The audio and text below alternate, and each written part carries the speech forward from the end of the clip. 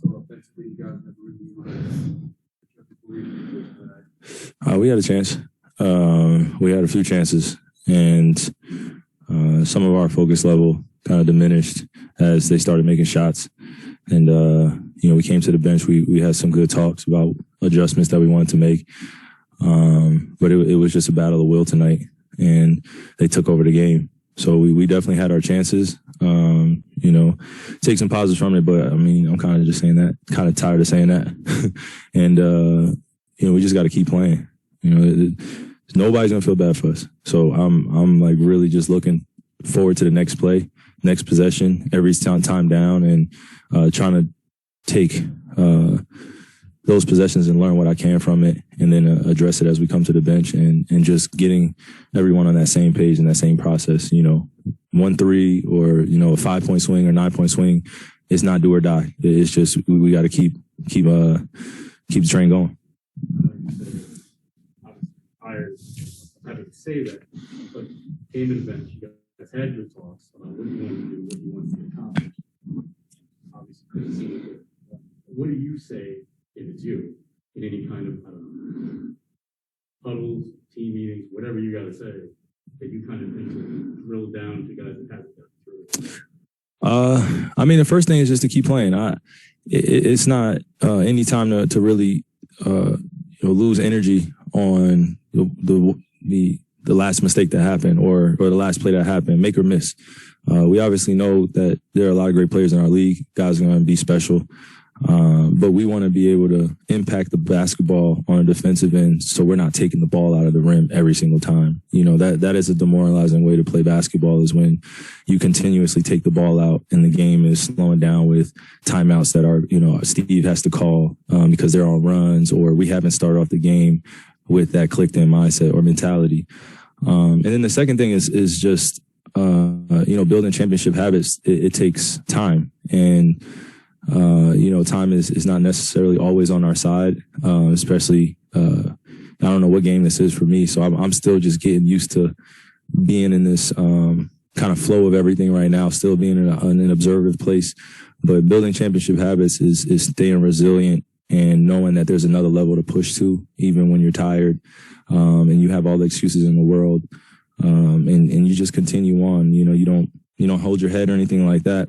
I think a few plays and possessions out there, guys are still getting on the floor. Guys are still doing the little things. And I try to take that lead in that too, whether I shoot well or not. It's a battle of will out there. I don't care if anybody scores on me. I'm going to do my best to stay in front of the ball and be in the right positions.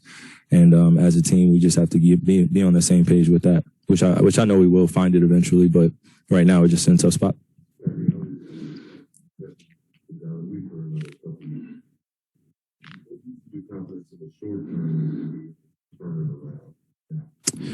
I wouldn't even say turn it around. It is really just where we are, facing reality that we're not winning ball games right now, and we gotta kind of get out of that hole with just one win, and then start a new streak from that point.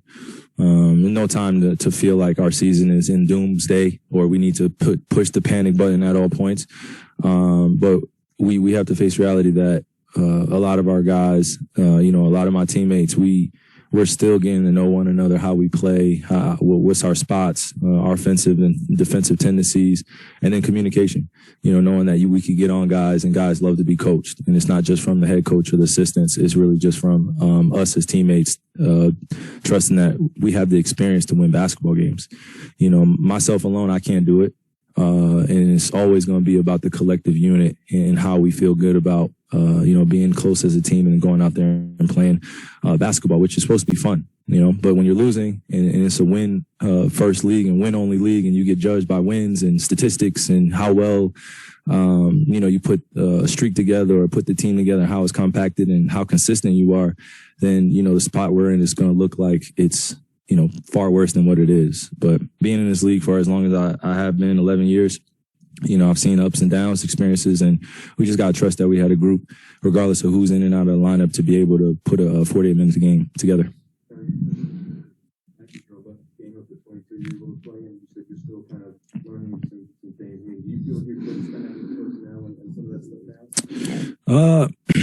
No, not really. I don't feel like I'm close to where I want to be personally. Just I have like mountain high expectations for myself. But right now, I feel like with our personnel, if I'm not shooting well or I'm not playing well or we don't have the same production from guys that we're used to getting from, it's going to be a tough night. And I don't want that to be that. I don't want that to be the kind of the note on our team that we trap these guys, we get it out of their hand, and we have them in the bag. You know, I want all our guys to feel confident. Everybody works hard in their games. Everybody has that confidence to be able to make an impact, and we just got to keep that forward facing mentality in that side.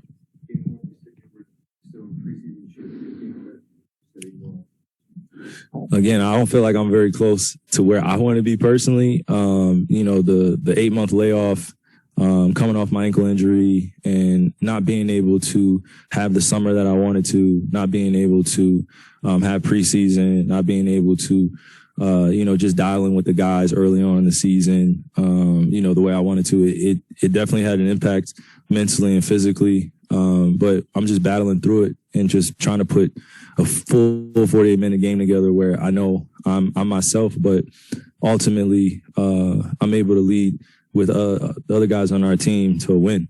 You know, we've gotten a few, but, you know, for the last few that I played in, we haven't gotten it. So, you know, we just take I just take those hits, we take our hits, and we just keep learning from it and growing.